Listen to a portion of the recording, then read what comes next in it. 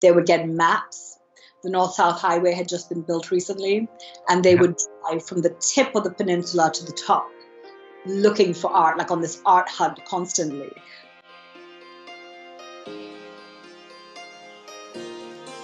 Ladies and gentlemen, good afternoon and welcome back to our third and final installation of Art Rising.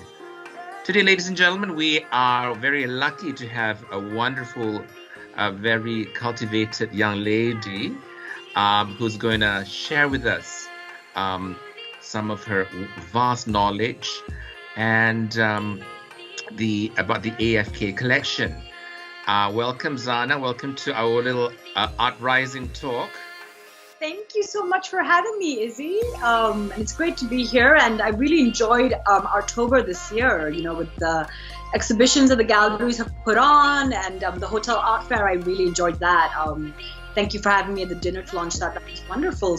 And I'm really pleased to be on board and to be part of your webinar series. I think it's a great mix of digital and live events you've done this year. Thank you, Dan. So anyway, Zena Khan is the devoted daughter of Ali and Farouk, the people behind the AFK Collection, regarded as one of Asia's foremost art repositories and research resources on the growth of Malaysian Contemporary Art Day. Zena graduated from the prestigious Royal College of Art London in 2017 with a master's in Curating Contemporary Art. In 2019, she was the writer for the inaugural Malaysian Pavilion at the 58th Venice Biennale and guest editor of Bazaar Art Malaysia. Very accomplished young lady, Zena. Wow, that was quite a quite a bio. You know, I think from that, actually, we've given like an idea that a lot of my work is international. But I just wanted to say, I hope I am, and I think I am, considered a Malaysian contemporary art specialist. And the work I do with international, sometimes it's standalone, but a lot of times it's kind of drawing parallels, creating links with Malaysian contemporary art. And I think that's been really interesting to do because we have such a dynamic and gorgeous, conceptually important, technically important art movement here that really stands out for me when I travel extensively for art, and it stands out greatly. When I did the exhibition at Battersea Power Station, for example, in 2018, the exhibition was titled Past, and we're looking at artistic practice across the capital cities of London and Kuala Lumpur. And the London-based artists, Larry Amponsa and Jacob Rawlinson, made stunning work, and they've both gone on to be very successful. But it was great to see, you know, we had the Tate come in, we had curators from Serpentine, public project curators from London Underground, the King's Cross Project, tutors from Royal College of Art and other schools, Central St. Martin's come in. And everyone was so impressed with the Malaysian art that I was showing. I showed Hafiz Shahini, he was incredibly popular, Azad Daniel. Then our more senior artists I showed were Masnur Ramli and Ahmad Shukri. And Rebecca Heald, a very, very respected curator, made this beautiful comment to me that what was so incredible was that she saw through the snapshot that Malaysian artists had the kind of two hands you need to make wonderful art, which is the technical ability to make beautiful objects and very deep conceptual philosophical thinking that shows real intellectualism, and that indicates our society is very, very advanced, which I think it is. And it's great to see that response from the international community to Malaysian art, and I'm very, very grateful I get to be part of this at all. So as mentioned earlier, I'm a curator, I'm a writer, I'm a Malaysian contemporary art specialist, and very much for me, I think that art is life. I've actually been deeply influenced by the AFK Collection. As Izzy said, it is a seminal collection. It's transformed my life, it's transformed my family's life, and I think it's transformed the Malaysian art movement as a whole. It's an incredible collection. It charts the development of Malaysian contemporary art from its inception. When I talk about the slow burn through the 1980s, the explosion in the golden period of Malaysian art, you know, in the 1990s and noughties, early 2000s. And we're still collecting up to present day. We're now in 2021. We're almost in 2022, if you can believe it. And there's really no other institution or private collection that has collected Malaysian contemporary art with this degree of depth and thus the AFK Collection, which holds really the majority of seminal works, not only holds actually the majority of seminal works behind that form the Malaysian contemporary art canon, but lays down the narrative, which is really important. And I was very, very inspired to begin working in art because of the collection. Whenever I came back to Kuala Lumpur and I spent time with my parents, visiting art shows, artist studios, listening to conversations, I began to see that there was a chasm locally that existed between, on one side, it was the artworks that were being produced. It was these really intellectual artists. And it was the AFK Collection's very strong collecting efforts. But this wasn't being accurately represented in society. People didn't know about it. I would have friends come to my house and be like, "You mean this is Malaysian art? Wow!" And why was there this lack of knowledge? And knowledge, often we know about it because we read about it. So I became very inspired to begin writing, and in 2013 I began to write about Malaysian contemporary art. My first project was writing for the GMCA, the Great Malaysian Contemporary Art Show, which was a booth curated by Farooq Khan for Core Design Gallery for Art Expo. And we did a really simple format with the exhibition. We were trying to show great Malaysian contemporary art and to make information on it present and available to everyone. So we had a biography on each artist, and then what has become a signature of mine, a biography of the artwork that was presented. So you could read in depth about this artwork. There was a mini essay about each of the artworks. And this was a roaring success. So from there I continued to write. I began to curate exhibitions, make exhibitions, work for luxury publications, because that's one place that I feel the Malaysian public loves to go to read and get information on exciting cultural happenings. So I've spoken about the AFK Collection, and I've said that it's transformed my life. So I'm sure many people are wondering, well, what is this collection that is so life-changing? And it is the AFK Collection. It is a seminal collection of Malaysian contemporary art, as I said, from the beginning of the movement until present day. The collection has internationally been described as Malaysia's most important body of work in terms of its curatorial quality and its historical context. And it is the foremost repository for Malaysian contemporary art. And I've selected a series of works that I personally have always loved. And it's a very, very tiny snapshot, I have to say, of all the works that I love, but I think will guide us through a brief narrative of the beginning of the movement and how the collection sprang up. So I've begun here with Fauzan Omar's Layer series Untitled from the early 1980s. And it's a beautiful work. And if you look at it, you can see the way Fauzan has really broken through that idea that the canvas is two-dimensional, and he's sliced and diced and stitched, and he's kind of really attacked the canvas, and it's not a sacred plane to him, it's a means to an end. And Fauzan is the father of mixed media art really in Malaysia, and has had a huge influence in several other important mixed media artists. I would say dominant among them is Ahmad Shukri, who we all know and love. Matnur Mahmud, Fauzan Mustafa. He's taught a lot of students. He's an intellectual, a professor, a wonderful artist. He, along with several other artists, were actually not getting they had huge critical acclaim, but they didn't really have much commercial success or representation in the kind of galleries that were spread out in Kuala Lumpur at the time when Ali and Farooq first began to collect.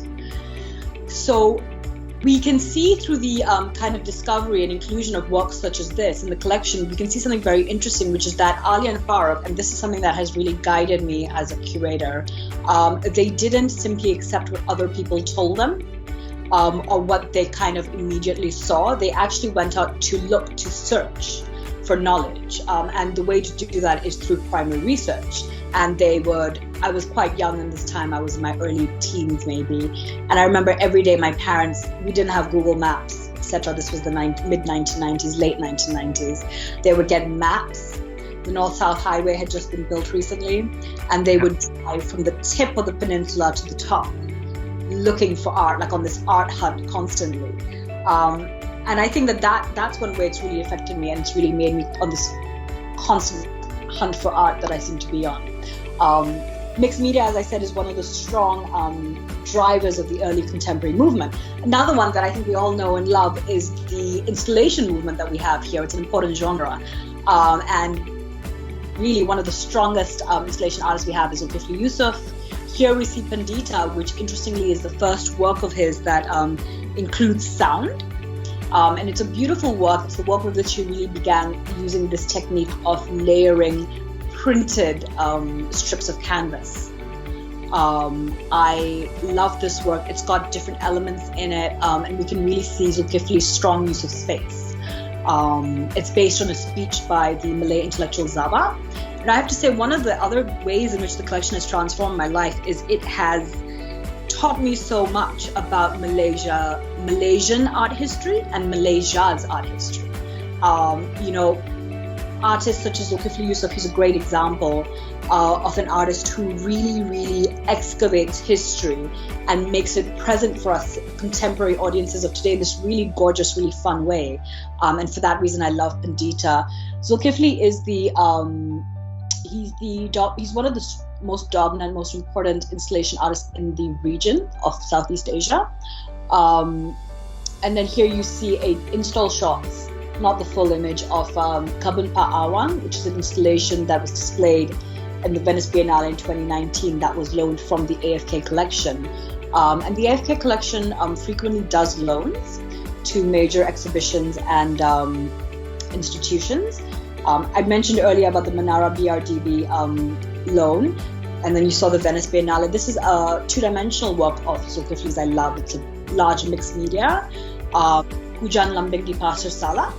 And in 2016, the AFK Collection loaned it to the exhibition Artists in Empire, which is a Tate Britain exhibition that began in the UK and was then taken to National Gallery Singapore. And this work is it's beautiful, it's extremely detailed, and it tells the story of J.W. Birch, who was a governor in the British colonial administration, and what happened to him and how his assassination affected the Malays in Pasar Salak, the locals in Pasar Salak. And also the ruler. But I'm looking at these three works, Zana, and I'm thinking, especially the first, the Pandita, right? It's for the uninitiated, it's a massive piece, right? I mean, how would you display it in your home, for example? I mean, a work as seminal as that, right? That's such a great question, and it's something we will go into later, and it's the difference between acquiring art and collection building. The AFK Collection is very clearly focused on collection building, and the thesis of the collection is that it is a comprehensive history of Malaysian contemporary art. So it has to include lots of different genres, and we have some works that maybe you can't show at home or you can't show in their entirety at home. Hujan Lambing di Pasar Salak, we've been able to show this at home, even though it's huge as well, because we have purpose-built a wall in our home, a 26, 28-foot wall to show oversized paintings and two-dimensional works on. I have shown parts of installations at home.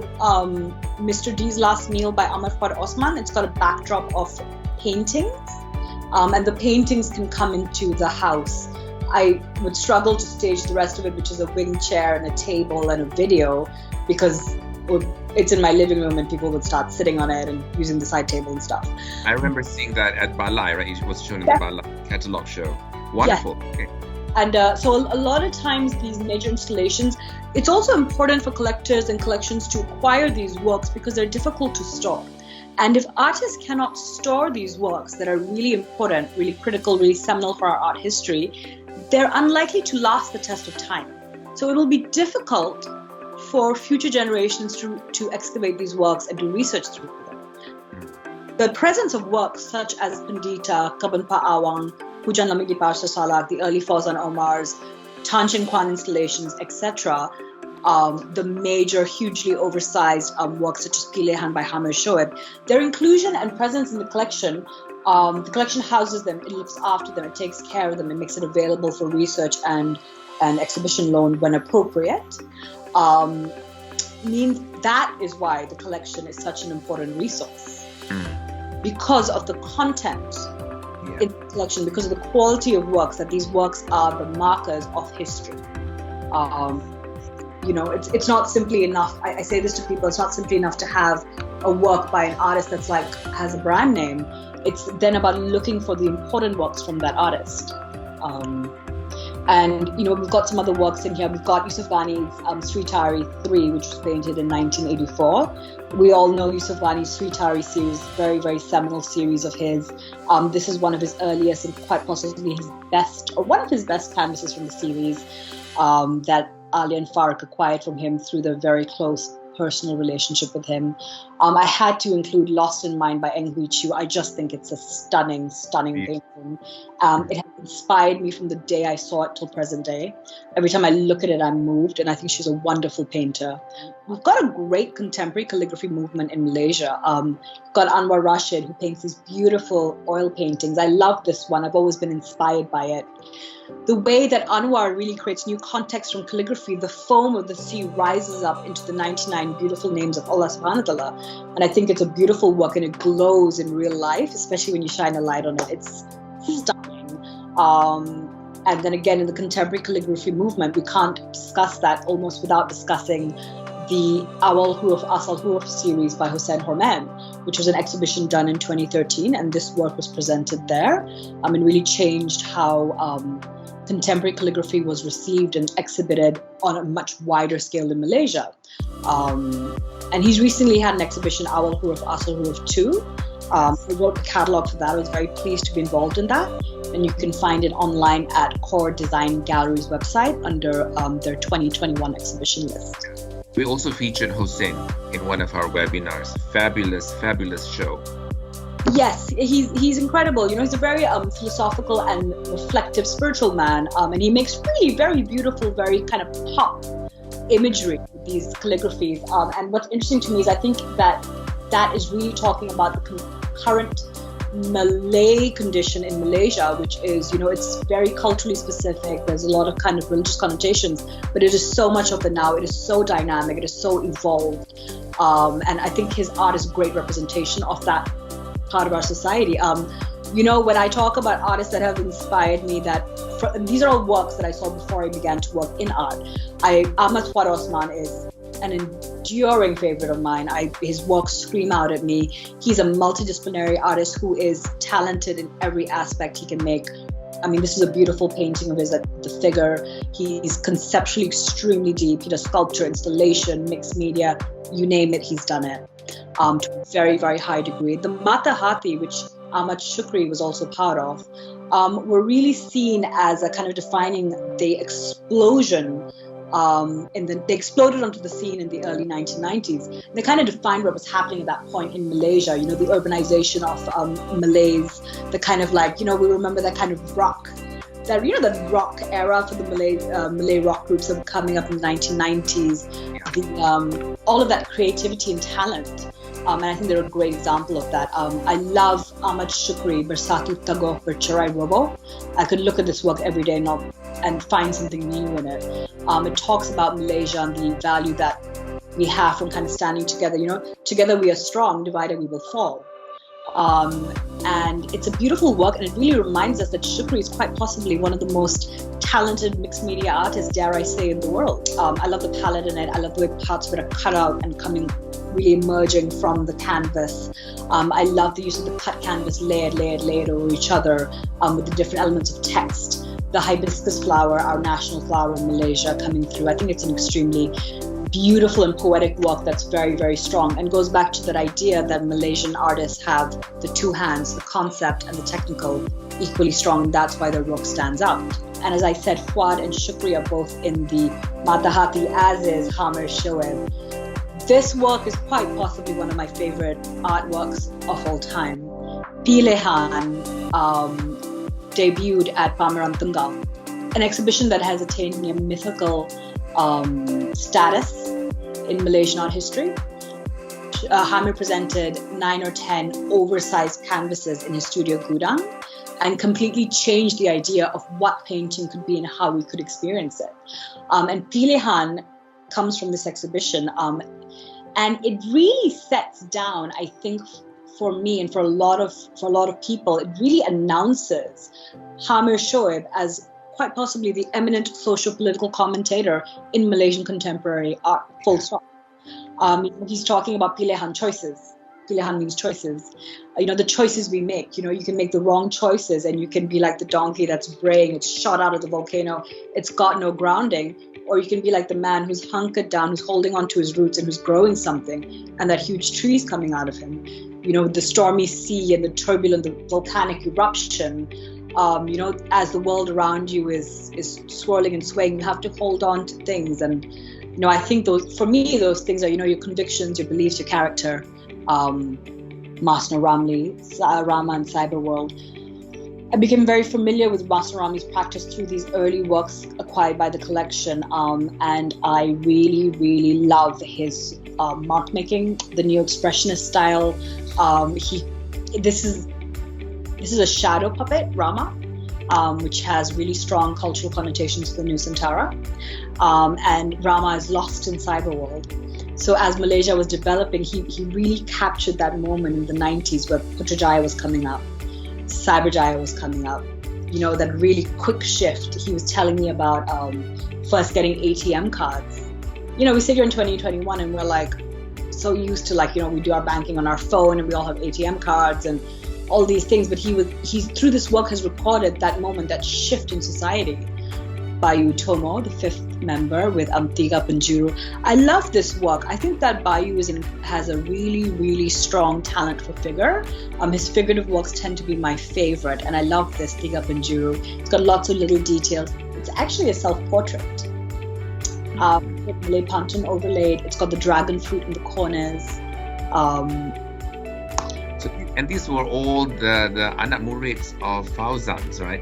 Yeah, Fauzan, the early professors of UITM. So we've got Fauzan Omar, Yusuf Ghani, Sulaiman Isa. But Fauzan Omar, I think, really impacted very, very strongly. Every artist I talk to mentions him, being taught by him. And he would do things like he would take everyone to the Bakat Muda exhibitions and ask them to critique the works there. And he would, till today, I love Fauzan. I'm very fond of him. I love speaking to him. He's got a great energy. He's a very curious man, and I think that he really transmits that curiosity, and that's what's made him an incredibly successful professor. And I see, as you've rightly pointed out, these extremely talented students are his murids. They're his students, and that means that I think his teaching ability must have been very, very high. That he was able to produce rock stars in the art world, isn't it? Amazing. Yeah, that's literally what it is, And so the reason I've shared these works is because how did the collection transform my life? I was growing up, I was spending time with my parents. I had artists drop over, and I was surrounded by works such as this, which is incredibly lucky. And wasn't only kind of enjoying them visually, but thinking about what they meant to society, to our art movement, how I was learning about Malaysia in this really beautiful way through these works. Learning about the flashpoint of contemporary development from the 70s up until present day. A lot of things I know about Malaysian history, politics, society, Malay culture, Chinese Malaysian culture, Indian Malaysian culture is through the art. And I'm really fortunate also that I get to travel the world and speak about art and Malaysian art around the world. I introduced the AFK Collection to an international audience of collectors, artists, intellectuals, writers, as there's a huge international interest in the collection and how it's come together. It's quite unusual internationally for its kind of depth, the way it so in depth covers this one movement from its beginning to its end, and that this collection houses kind of all the seminal works that were produced in the early period. And thank you for sharing our videos with all these notable people around the world too, Zana. I heard there were some people from the Tate who got to see our October video. So thank you for sharing with them. The Tate, the Kimball Museum in Texas, they were very impressed. The National Museum, Director of National Museum at Duke University, was really impressed with CIMB's involvement in the arts. I started with this, which is not so recent. We bought this in 2016, 2017. It's Hafiz Shob's Al-Fatiha. It's a very long 16-foot canvas, calligraphy canvas, featuring the Islamic prayer Al-Fatiha. But I wanted to just point out that until present day, even with recent acquisitions, the collection is still focused on first generation Malaysian contemporary art. So we look at kind of constantly providing that support and building up our collection of those artists that we think have been the backbone of development. So I started with this work, but even recently we've seen some great work from Malaysian contemporary artists, first generation of Malaysian contemporary artists. This year we purchased Landscape Sorga Loka from Jalaini Abu Hassan, who we all know as Jai. It was at his solo exhibition at Sagaris in April this year. Yeah. And spanning 8 feet, it's actually one of his largest works to date. And what I loved with this work is that it reminded us of his incredible dexterity with bitumen, which is a medium that is quite popular with Malaysian contemporary artists. But also through looking at this work, I could kind of almost read a history of Jai, his early years as a student. He's told me about being an art student at Pratt in New York, and when he was struggling to buy the super expensive art materials, he would go to the stores and get bitumen at the hardware store, and he began experimenting with it. And it's a thick, tarry substance, and he, through experimentation, was able to kind of create this kind of real versatility with it. So that's quite interesting. I had to put this in because, as I said, his experiments with bitumen, the WIP series, which he debuted in 2004, this work is from 2003, it's beautiful, is one of his strongest kind of standout flashpoints of really focusing on bitumen and early experimentations that were very successful. So I wanted to just sneak that in to kind of create that point of comparison for us. Annie Kataini made this work. She set herself a brief. She's always wanted to move into resin, and she spent 4 years of very dedicated experimentation. And earlier this year, at the end of last year, she felt that she'd finally conquered it. And she set herself a brief to make her most seminal work, or a very seminal work, using resin. We know her for her wooden sculptures. And you can see all these huge areas of resin, and they look really easy and smooth. To achieve that is incredibly tough. So we see this real technical progression from her. Baranda Panjai Biarmayo Isiknir also is telling a lovely story. It's an aerial view of Sarawak, of her kind of interpretation of Sarawak. And it's a stunning work, and in many ways it's going to be the foundation for the work she's doing for her upcoming solo, which I think is going to be really exciting. It's going to be held next year. What really struck, I went to see this work with, she unveiled it for the first time ever to me and my parents in her studio in April this year. And what really struck us was that Annie Kataini, who's a very strong mid-career artist, with this work announced very easily and very confidently that she is working to the intellectual and technical level of those senior artists that make up the first generation of Malaysian contemporary art. I mean, and as you had called them earlier, they're rock stars. And she's announced that she's at that level. I think it's a work that has leveled up Annie Kataini's own practice. It's leveled up, in a friendly way, competition for her peers. It's leveled up sculpture in Malaysia, and it's, on a personal level, brought us a great deal of joy. And then we've also got a living room actually facing it. And here's a photo of me and my dad in front of it to just give you some context for size. Ombak Alam, Waves of Nature, which was the anchor work from I Am Po'oi in December 2020. And the work is by Muhammad Fairoz bin Faisan, who all of us in the art world know very well as Po'oi.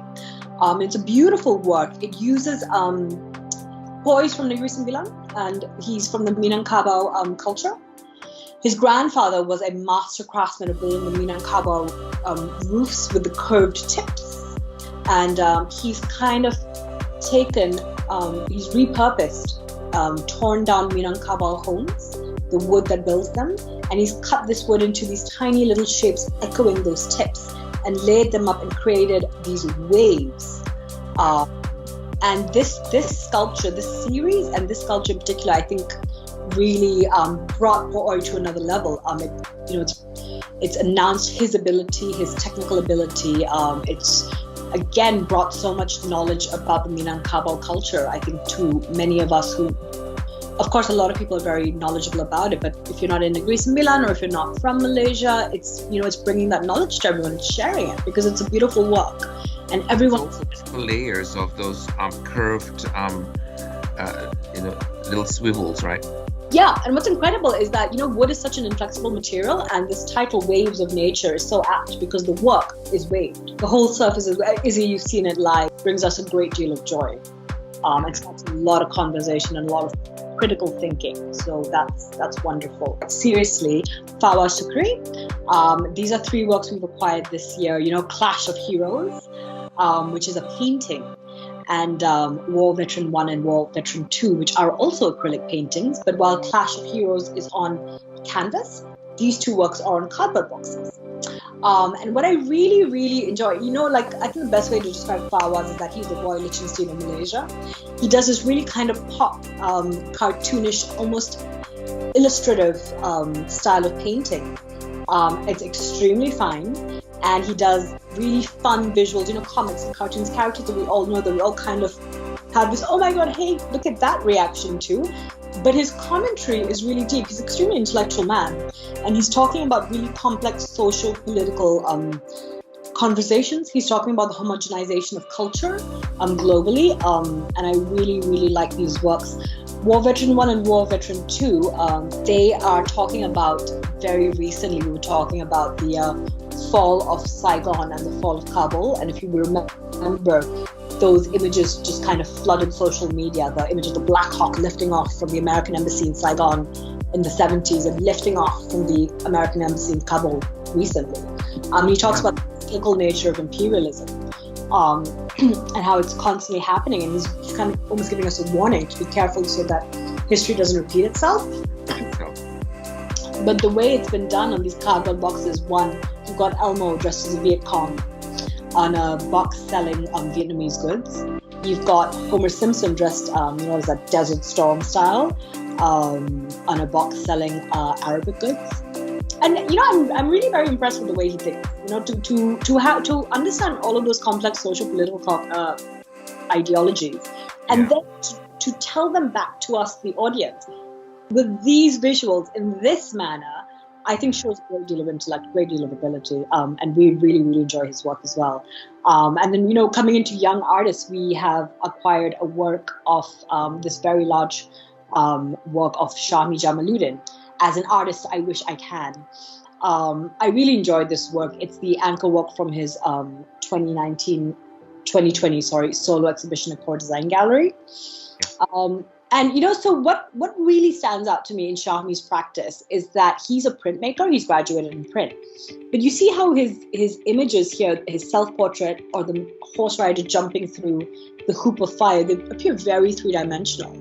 And I was very keen to know his process, and what he does often is areas of the print that he really wants to emphasize. First, he paints it down, and then he prints over it.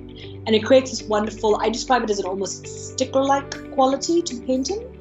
It's really quite beautiful. And I think that he's extremely successful and at this. Yeah, but Zana, how do you know if what you've selected is the key art or is the strongest piece in a collection? I mean, every collector who purchases from that artist would love to claim that what they bought was the key art, but how do you claim that? Okay, so if we look at the recent Annie Katani that we just acquired, Baranda Panjai, Pyar Maya Insignia, I think we can use that as a great example. You see, after the fact, it's easy to say. It's easy for me to sit here today and say, Ilehan by Hamar Shoaib is such an important work. We've had years for that to be proven. I will sit here today and say Baranda Panjai Pyar Maya Insignia is a very important work and a seminal work in Annie Katani's canon. There's a series of factors that lead me to make that very confident statement. Annie has, I know through my personal relationship and my curatorial work with Annie, that she has long wanted to move into resin. I know that she's been experimenting on it for 4 years. Now she's announcing to us that she's able to work very, very deftly into a very high standard in this medium. So I'm seeing a very strong technical development with this work. So it's a turning point in her career.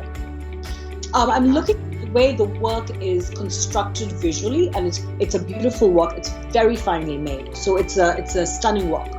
I'm looking at its size. It's a sizable work, and sizable works are difficult to make because the composition of them is actually quite tricky. So she's also reminding us that she has those really strong skills in the formal aspects of art production. She's great at scale. She's great at composition. She's technically completely sound. So this work it's a very confident statement of ability and of the fact that she's not only able to do the things she has done before, but she's able to do even more. And then she's talking to us about how she sees Sarawak, what her take on Sarawak is. So as a whole, this work is giving us a lot of things, and that I think will inform her future direction. Therefore, it's a seminal work. It's showing a change in her practice. Yeah, but I like what you said about it's the knowledge that drives is the behind the building a collection. And it's access. It's about having access to those works. And when you have access to those works and you have knowledge about the artists that practice the art movement, you're able to decide very quickly and to make the right decision. The collection building, there's all these tips I can give you, but a couple of things that you need to have. You need to have a great eye. You need to have a great eye. I do feel that Ali and Farah Khan have a superior eye. They've got a real sense of quality. They know how to look at something and tell that it has quality. And I think part of that is also accepting the contemporary condition of your society. We're an extremely contemporary society.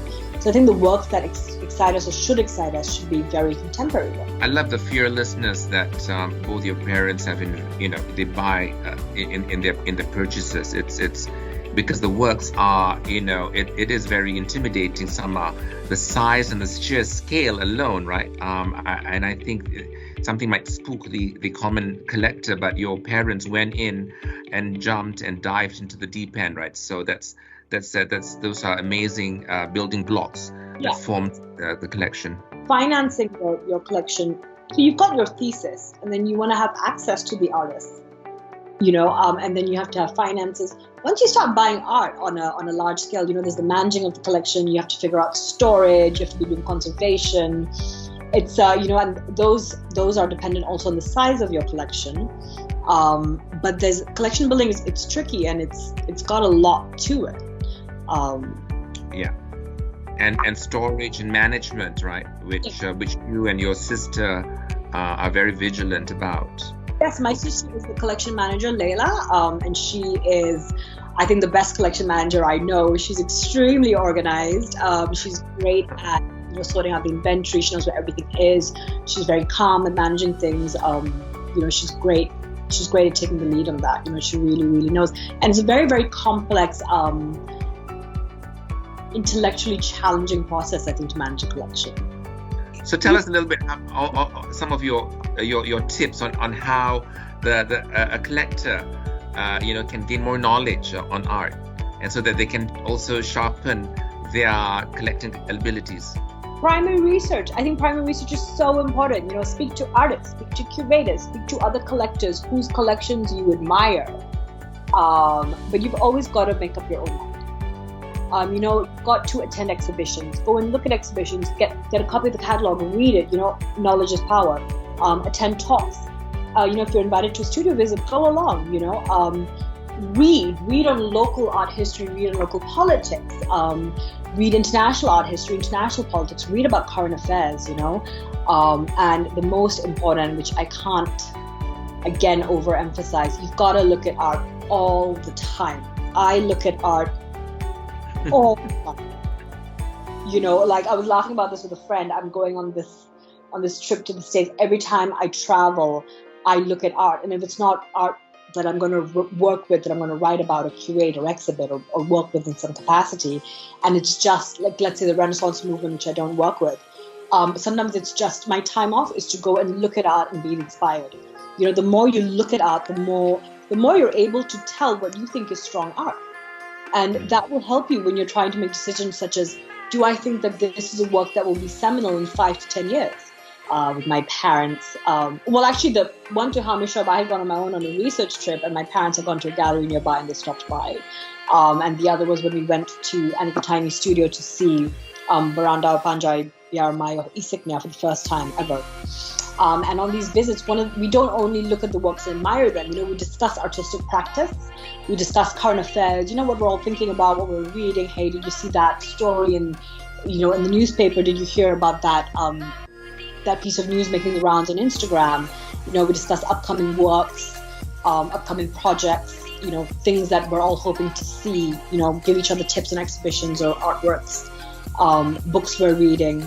And I think that really informs, for me, it really informs my knowledge on the artists. I know what they like, what they think about, what excites them, what they're moved by. And going to studio visits, I think it's really about kind of for us at the collection especially, I think it's about establishing those relationships and gaining those insights. And if you are going on studio visits, I would encourage you to try and find out more, gather information and just enjoy yourself. Yeah, and I think one of the appealing characteristics of the Malaysian arts, the artists are young and they're quite available and accessible, and they're willing to talk to you and discuss a lot of things with you and potential collectors, right? Yeah, they are, and they're lovely to meet. They're so deep and philosophical, and I always say that I think that these artists are really the intellectual pillars of our society.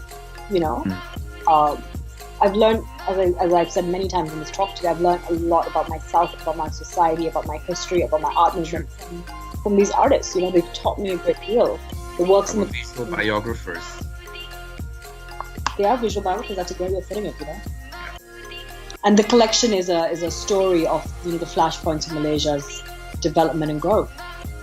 And I think that's why it's transformed my life. And it's really made me interested in working with collections, working with Malaysian contemporary art, and this notion of collection building. Yes, thank you. And thank you very much, ladies and gentlemen, for staying with us in CIMB Artober's Art Rising Art Talk.